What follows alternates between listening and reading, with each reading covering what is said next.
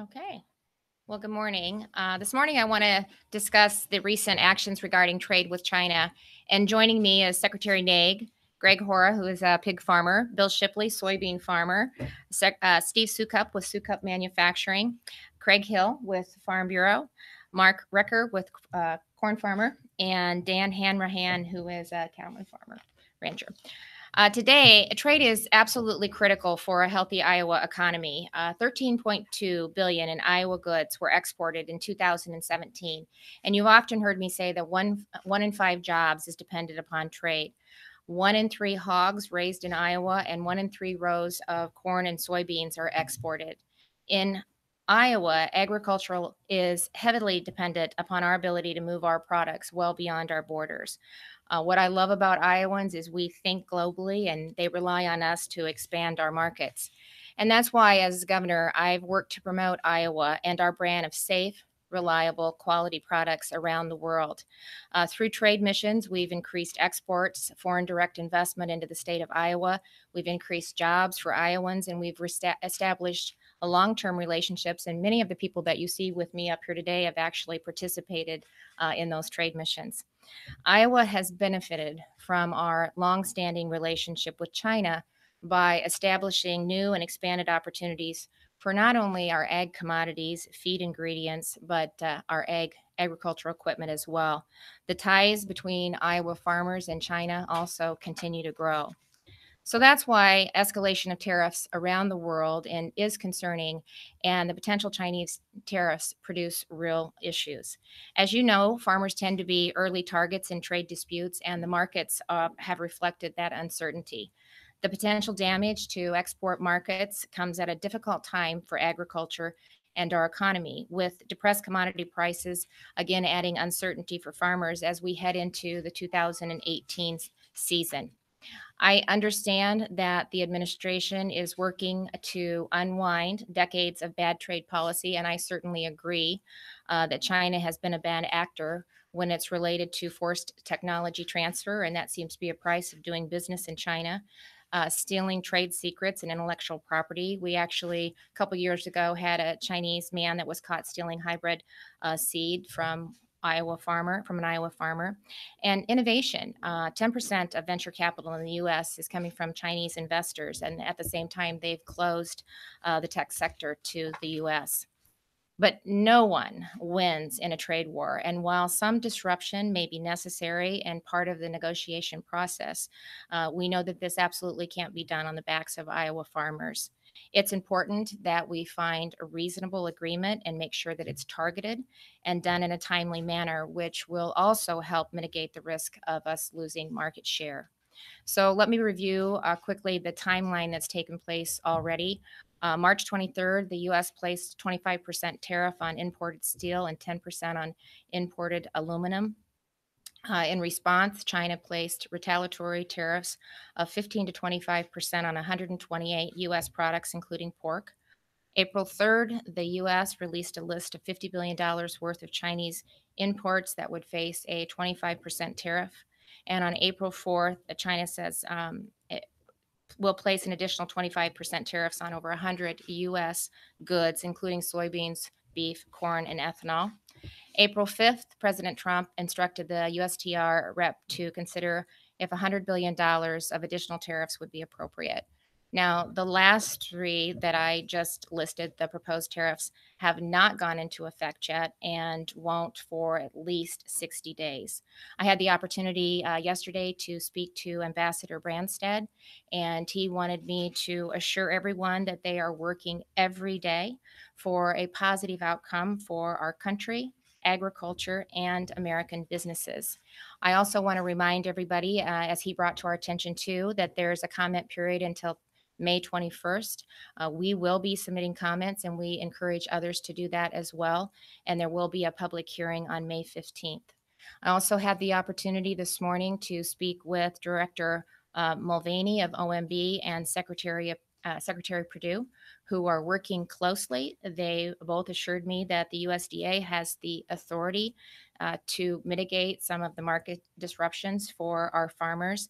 And they wanted me to pass on that they appreciate that the farmers understand that something needs to be done to hold China accountable. The president has said that our farmers are great patriots and we'll make it up to them, and that he doesn't expect farmers to be a casualty in any of the trade disputes. So I will and have and will continue to urge the administration to engage with leaders on both sides to pursue thoughtful, reasonable, and effective agreements through diplomatic channels without escalating into a trade war. So with that, I'll turn it over to the Lieutenant Governor. Thank you, Governor, and good morning. In Iowa, we're routinely ranked #1 in corn, soybeans, hogs, and egg production. Over time, our agricultural footprint in Iowa has evolved by adding additional value to our homegrown products through the processed goods shipped internationally. Value-added egg products such as processed meat, soybean meal, soy oil, renewable fuels, and feed provide Iowa farmers additional options for their products, increasing marketability and price stability. History has shown that these commodities are often the most vulnerable for retaliatory trade actions from China. The U.S. has seen 136% growth in exports to China over the past 10 years. If we were to lose access to a critical market like China, our ability to compete in a global marketplace would be potentially jeopardized. We have already seen market devaluation and instability for our ag products with just the threat of tariffs. In addition, the ramifications of a trade dispute have broader implications than production agriculture alone. The largest part of Iowa's GDP is generated from manufacturing. A significant portion of Iowa's manufacturing portfolio includes products manufactured for agricultural use from companies such as Vermeer, John Deere, and Sukup Manufacturing. And you'll be hearing from Steve Sukup here shortly. Whether these companies are manufacturing products for Iowa farmers or international buyers, the ability to trade directly impacts their profitability. The threat of tariffs have already increased costs for our manufacturers, particularly their input costs. An uncertain trade environment risks stifling future investment, not only by our Iowa farmers, but by manufacturers and processors as well. It also creates uncertainty for those who finance these farmers and businesses. Production agriculture and our manufacturing industries are intertwined throughout Iowa. Both provide good job opportunities and reinvest into the communities in which they operate. We need both industries to succeed to ensure our economy continues to thrive. The ability to send our Iowa goods around the world is crucial for the success of Iowa farmers, business, and the Iowa economy. And at this time, I'll turn it over to Secretary of Agriculture Mike Naig to provide his perspective on the ag economy and the impact of trade. Mike? Good morning, and thank you, Lieutenant Governor, and thank you, Governor Reynolds, for all the work that you're doing on this important issue. International trade generally, and China specifically, are vitally important markets for ag products, and a disruption in trade with China would have a real impact on our farmers. The United States exports $1 billion worth of pork to China. We also export around $14 billion worth of soybeans to China as well. It's about a third of our nation's soybean crop. And with China also targeting beef and corn and ethanol, we know that all of these new trade barriers create additional hurdles to farmer profitability that it's already been in decline for the last 4 years. In 2018, looking similar. There's also been concern that an ongoing trade dispute would undermine decades of efforts that have gone into building the trade relationship that we have today. And that work has been done over time by many of the groups that are represented here today. As Iowa farmers get ready to enter the field and plant their crops, hopefully soon, if we get the weather to cooperate, right? These recent actions will add to the already uncertain economic times being felt across the state. Now, it's been stated, and even though that some of these tariffs do not go into effect for several weeks, we are seeing markets react in real time. And it's very important, however, that we move quickly to minimize the disruptions, to resolve these issues quickly and minimize that impact on markets. But it's important to note there are real challenges in our trade relationship with China around intellectual property and a number of other issues that have occurred over the years, biotech trade approvals, beef, poultry, DDGs, but also just as real as those issues is the potential negative impact on Iowa agriculture. And that would be dramatic if this dispute is not resolved in a timely manner. And this has been the key message that certainly I've conveyed, and I know others have conveyed as well. I spoke with the Deputy Secretary of USDA and Undersecretary for Trade on Friday and conveyed that message and what I've been hearing from folks as I travel the state and encouraging an aggressive approach to resolving these issues quickly. And it's been said countless times that no one wins in a trade war. And it's true that Iowa stands to face a disproportionately negative impact if this dispute is not resolved in a timely manner. So thanks again. Thanks for your work, Governor, and all the work that's being done to make sure this message is getting sent to the administration. With that, I'll turn it over to Greg Hora, President of Iowa Pork Producers Association. Thank you, Mike. And thank you for the opportunity to speak here this morning. Thank you, Governor, Lieutenant Governor, and being part of Iowa's leaders in recognition of the importance of agriculture trade to Iowa farmers, our state's economy, and the viability of rural Iowa. My name is Greg Hora. I'm a pig producer in Webster County, Fort Dodge. I raise and market about 25,000 head of pigs a year, raise corn and soybeans there also, and realize that it is important as president of Iowa Pork Producers and our nearly 6,000 members across the state of Iowa that pork production, pork processing, and production of other products with pork is important to our rural solutions and the economics of Iowa. Our goal as pork producers is to responsibly produce consistent, high-quality pork for our consumers here in the United States and across the world in our export markets. We have recently seen a decline in prices due to the added tariffs of pork to China. We recognize that China and the United States are still in negotiations, and that it is important to know that it's too early to speculate on what long-term impacts that this may have on our pork producers and rural Iowa. However, Iowa's pig farmers remain hopeful this issue will be resolved quickly, and the continued negotiations of the U.S. administration and the Chinese trade representatives will be successful for all of us. Of importance in pork exports are products to China that we may not think are popular here in the United States. That's what's called pork variety meats, such as the ears, pig's feet, and jowls. However, these are significant impacts to the pork processing abilities here in the United States and also the value to pig farmers here as we sell our pigs and the prices that we receive. U.S. pork is committed to export to nearly 100 countries around the globe. And we're committed to continue this focus, not only on these export opportunities, but other new opportunities that may be on the horizon. Iowa exported over $48 million of pork to China just in 2017. And in February of 2018, 9.8% of the total U.S. pork exported went into China and Hong Kong. Pork exports remain extremely critical to the financial well-being of our farmers, our processors, and the Iowa economy. Nearly 1 in 12 Iowans is associated with pork production in some way. Nationally, about 20% of the pork industry jobs are in thanks to the part of pork exports and our trading partners that view us as a reliable supplier and value our relationships. Over the last 10 years, the U.S. has been the top exporter of pork in the world on average, making it the shining star of U.S. pork exports and total exports, helping the U.S. balance of trade concerns and adding income to rural Iowa farmers. We consume corn, DDGs, and soybeans in our pig feed, and with the value of manure and the natural fertilizer it provides, Iowa will continue to be a place that is outstanding to grow pigs, grow our families, and improve our communities. Iowa pig farmers look forward to helping tackle the challenges or changes that we can impact in these difficult times and decisions with outcomes that we hopefully will all be proud of. Thank you very much. Next, we'll have Bill Shipley with the Iowa Soybean Association. Thank you, Greg. And I want to thank you for giving the Iowa Soybean Association the opportunity to speak today. I'm Bill Shipley, president of the Iowa Soybean Association. I farm near Nottoway, where I grow soybeans, corn, and raise a few pigs. To say China matters to U.S. soybean farmers will be an understatement.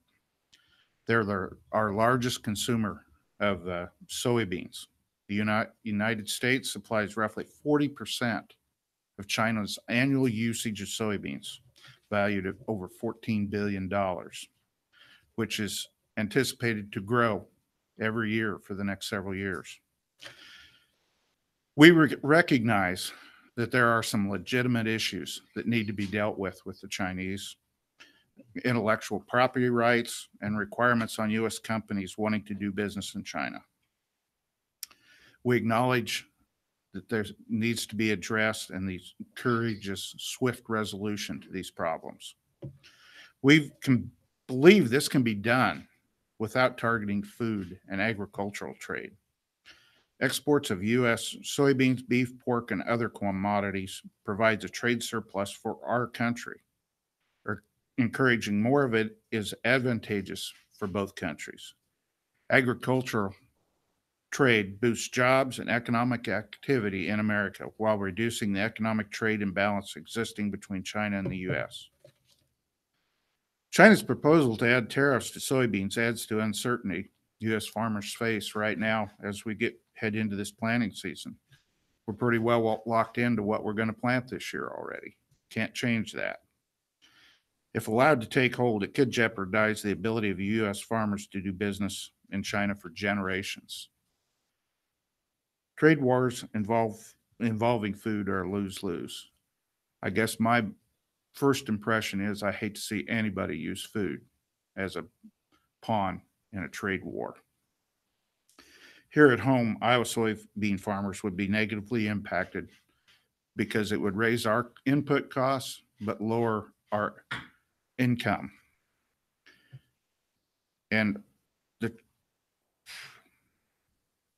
I've been to China, and I was in China when this took a hold, when this was announced, the first one. And that was the top topic from everybody we stopped to see. First thing, the Chinese are very astute at what's going on in their government. They are sometimes not allowed to have the whole story, but the story that they tell them is what happens. I would like to invite President Donald Trump to my farm, see us planting soybeans this year, see what goes into production, how we do it, what we're going to do. And it's a huge, valuable export to the United States to be dealing with them. We've worked on this trade with the Chinese for 35 years. We've been in China. They essentially were not using any soybeans 35 years ago. Now 40% of their soybeans come from are used from the United States. And I would hate to see those relationships go by the wayside. It's amazing when you're there on a trade mission that they know you by first name, they know who you are, and they have come to our country too to see our production. They want to see what we do. The Iowa Soybean Association urges the U.S. and Chinese officials to pivot from the politics and posturing to resolving this escalating trade dispute for the benefit of American farmers and our Chinese customers.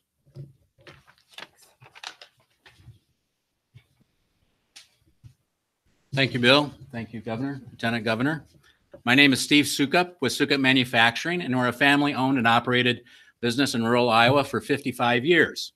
We have over 600 employees that work at our manufacturing plant in Sheffield, Iowa, and they proudly have shipped products to over 80 different countries. So export is very important to us. We need to keep in mind that Iowa agricultural economy extends far beyond production, ag, and livestock. Numerous manufacturing companies in Iowa create the equipment that is necessary to help both farmers and commercial operations like ethanol plants to operate more efficiently. Manufacturing is the single largest business sector in Iowa. Our state's economy and thousands of employees depend on a strong agriculture economy to purchase our goods. A trade war with China will only decrease demand for agriculture goods, but also decrease the demand for other equipment associated with it. Coming on the heels of the steel tariff that was announced a few weeks ago, it is certain that a trade war will hurt companies like Sukup Manufacturing. We use over 1 million pounds of steel per week, and we've seen increases in the steel prices since last November of 40%. They've gotten their increases. It's obvious that rising material costs and a shrinking market will cause problems. Our fear is that a trade war will put our employees' jobs on the line. There hasn't been a trade war that the U.S. has won, and farmers, manufacturers, and Iowa workers have the most to lose. Thank you. We'll open it up to questions on this topic. You said that you've got some assurance from the Trump I think, well, they're working on an option for Iowa farmers. They don't want them to be the casualty in this trade dispute, and they've made that very clear. They appreciate what they're doing. They understand the value that agriculture and manufacturing brings to the state, especially in the Midwestern states. And so he has said that he's tasked Secretary Perdue, Director Mulvaney is working with him with OMB, that's the funding side, to help put in place some kind of a program that would help mitigate some of the losses that may be incurred by agriculture during this process. We still hope that our goal is, and which we continue to say to them every time we have an opportunity to talk to them, we need to get this done in a timely manner. That has a big impact on the market, the uncertainty. You've heard all of them say we're moving into 2018 season. We already have depressed commodity prices. If in the short term, we won't see, hopefully, much loss to market share, but the longer that goes on, other countries change their rotation and their habits. And so that really could cause some long-term damage to the market access that we have here in the United States and especially in Iowa. So it's really important that they get this done in a timely manner. Sounds like price support. Well, Congress has not been. You know, they're working through the details, so he was not at liberty to share those at this point. But the fact of the matter is they're talking, they're working, and the president has asked them to do something. So I guess if you have a message to Iowa, what you want to know people that you're doing everything you can Well, to address yeah. this issue and to try to reduce any potential damage. Yeah, well, I hope that's the message that comes out of this bill. I think you was reinforced by every single speaker that stepped up to the podium to talk about the impact that it would have on Iowa's economy. Especially, we have a very fragile agricultural economy right now. You talked about Sukup manufacturing, the impact that when we have a agricultural industry that's in decline, that has a rippling effect on all other sectors of our economy. And manufacturing certainly is an example of that. That's the largest percentage of our GDP. And so the message from everybody is we understand that, a free and fair market is where we want to go. They need to be better at some of the things that they're doing. I mean, it puts us at a disadvantage when they're stealing our intellectual property, when that's part of tech transfer, is part of doing business in China, when they're not approving our seed traits in a timely manner. That puts us at a disadvantage because they're taking that intellectual property. So there's things that they need to do better, and we need to hold them accountable. But it's important that we also make sure that it's done in a timely manner, and these are effective and strategic recommendations that they're putting in place. And I think, so they're negotiating out front, but there's talks going on behind the scenes, and that needs to continue to happen. Soon would something be announced regarding some type of financial support from the federal government? Well, I would think it's forthcoming. I don't know if it'll be tomorrow or the next day. I can just tell you that they're working on it, and that the secretary's assurance to me is that it can be done through USDA. And he also said, that he knows that the president and the Congress are also understand the impact that this has to farmers. And so they would be willing to also be a part of making sure that we could mitigate some of the damages caused by the trade dispute. Can I ask some of the folks back here? Yep. Today, or the president says he wants to make this up to you. What will it take to make it up to you? Well, they'll have a program. Well, it's a good question about how it will be made up to farmers, and we don't know the details of that yet. We know that, as the governor stated, that there will be some negotiations and discussions yet this week, as we heard Secretary Perdue announce this morning. But we hope that we'll continue to have open relationships with trade so that we can continue to move our excess pork products and soybean products overseas. Yeah, I'm not asking what you think it's going to do. I'm just asking what you want. What do you want? Open access to markets and fair playing, so that we can be competitive on the world market with our products that we want to sell. Would it help if the president changed his decision on the trade? All negotiations with trade agreements are important to us. We know that the TPP is still out there. NAFTA continues to have some impacts that will be forthcoming to all products here in the United States of ag products that we want to export. So those agreements, we want to continue to be part of the discussions and be supportive of open relationships and trading with our foreign markets. Farmers may get some protections or insurance from the federal government, but that doesn't always relate down to the state government and the revenues that are accrued here from the agriculture economy. What's the response to any sort of revenue shortfall that we may face? Well, that we need to have them take care of this in a timely manner. It's important for us that we not, we're interested in expanding our markets, not contracting them. And so we're constantly looking for opportunities to find new markets. And that's why we continue when I reach out to them and talk to them, talk about the importance of getting this done in a timely manner, that we don't need to, the markets reacted, quickly when the tariffs were put forth, but they've also readjusted just a little bit. But the longer that goes on, it continues to cause uncertainty. It continues to have an impact on prices, and it will eventually have an impact on market share. And so we just can't stress enough that they need to be at the table. They need to continue the negotiations, and they need to get this done in a timely manner so that it can be a win-win for everybody instead of, as I think you said, a lose-lose. And that's exactly what happens in a trade war. And that's not where we need to go. These are the two largest economies in the world. They are extremely integrated. Pork and soybeans are extremely important to the Chinese people. It's important that they maintain social harmony as the middle class continues to grow. Their need for protein will continue to grow. The soy meal and the DDGs helps feed, the livestock. And so it's important that raises the cost of pork for their people. So it's important that we, everybody takes all of that into account and works through the negotiation process. That's been a while. Has the price of a grain bin already gone up? I mean, The prices have gone up since last November. How much? Our steel prices have gone up 40%. Our prices to our customers probably gone up 20%. You try and absorb some, you want to maintain market share, but it's been a hard cost to our customers. Have you had orders canceled after these farmers who were expecting a certain price for the pigs they sold, but hey, I didn't get it? We haven't had any cancellations. Everybody's still optimistic that they will be planting this spring. So, and a good harvest, but. How do you find that balance between needing to have tariffs, eased on steel imports and stuff you need to manufacture, but knowing your customers are also feeling the pain of these tariffs that are being retaliated?